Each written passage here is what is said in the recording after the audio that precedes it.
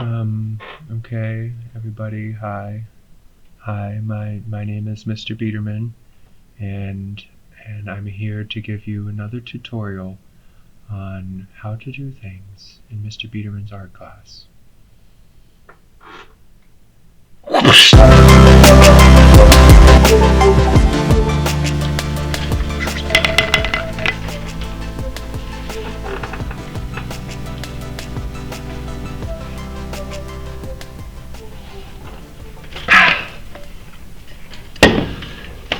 Gotta stay hydrated.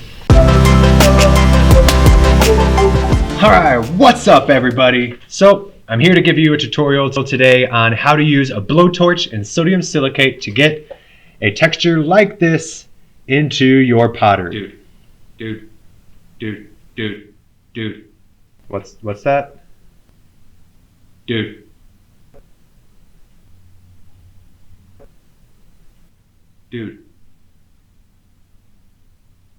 It's not ceramics class. No, this isn't ceramics class. No. Nope.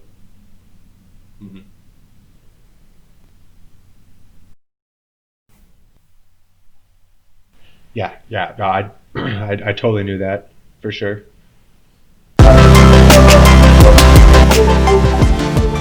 Today we're going to talk about how to force your photographs into perfect symmetry using Bing, Pixlr, and Bing, a photograph of yours. So, first thing you need is a photograph to get started, get your internet going, and so, got my image, I'm in Pixlr. I chose this image not because it's a fantastic image by any means, because it's not. But I do like what's happening right here, and when I envision, conceptualize what this is going to look like if I mirror it, I think I can get something pretty interesting happening in this center area with these columns. So that's what I'm going to go for. Now, very first thing that we do always is duplicate our background layer.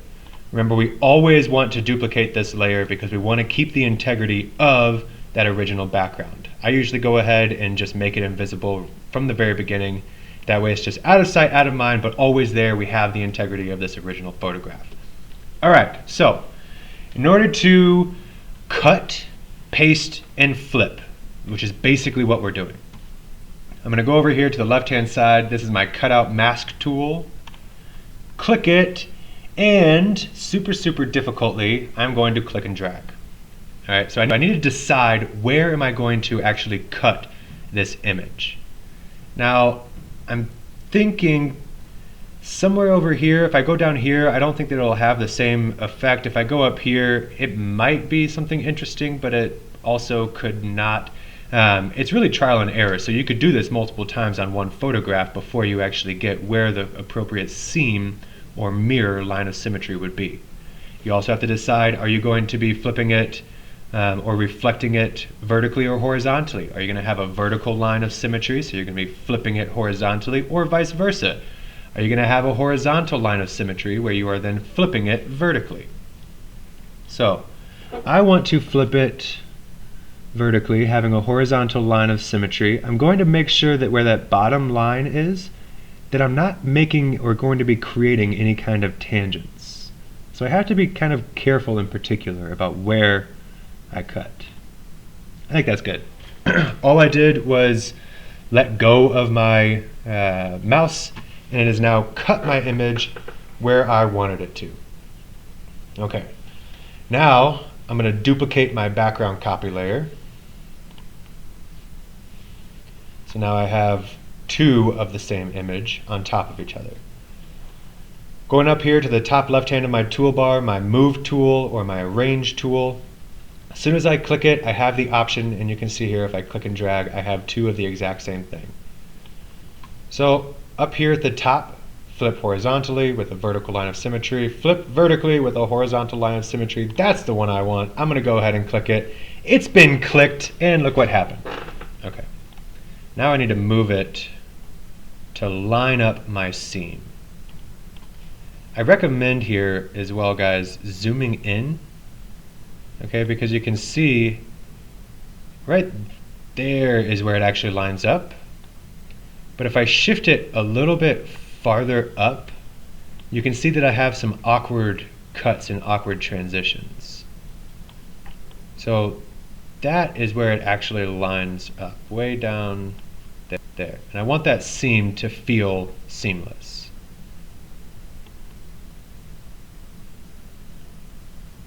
Okay. I like that. I don't necessarily think I like how low it is over here. So what I'm going to do is I'm going to shift the entire piece up a little bit. And I'm going to do that by simply clicking and dragging. All right, that's a lot more centered. I kind of like what's going on. For sake of time, I'm going to keep it about right here and not get it perfectly symmetrical or perfectly centered. But that's pretty good.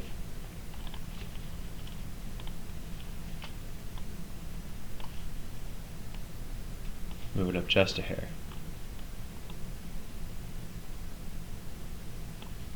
Okay. So now I like the composition. I'm ready to start doing my actual adjustments, my edits. And I also don't know if I like how it's horizontally now. I think the overall thing kind of gives me the skeleton or spine vibe. So I think I'm going to go with that actually.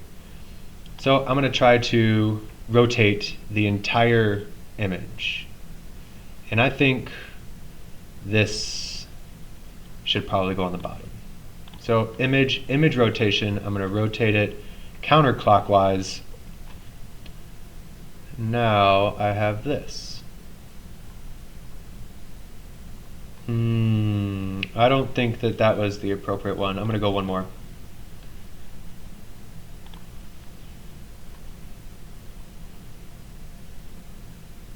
Yeah, I kind of like what's happening now. Okay, so I've got this guy. I'm ready to start doing my edits. I click on my background copy, so I'm in the top layer. I go over to the first thing that I'm going to do, my levels. I start to adjust, and what? It's only happening to half the image. Why is it doing that? Anyway, the reason is because with this program, it doesn't actually, when you make an adjustment layer, it doesn't affect every single layer below it the way some other editing programs would, Photoshop. It only edits the layer directly below it. So what I need to do then is merge these two layers. In order to do that, I'm going to right click on that top layer, come over here, click this merge down button, click. Now my background copy layer is all one image. Alright, I've centered it up. Boom, there we go. Now when I go into my levels and I start to adjust things, I'm adjusting the entire image. And remember that this is all personal preference. You adjust as far as you want, as little as you want, where you have complete control over the final aesthetic. Okay? Once you are done, click apply, file save, make sure that you save it, etc. And that is how you mirror an image. Hey, guess what? Hey, what, Mr. Biederman? You could also mirror this again. What? What are you talking about? Check it out, guys. So I'm going to go ahead and make a duplicate of this one. Take my cut tool and say I like the top part better than the bottom part. So let's cut it maybe somewhere around there. See what happens. I'm going to make that guy invisible because I made a duplicate of it. I have that background copy, which is the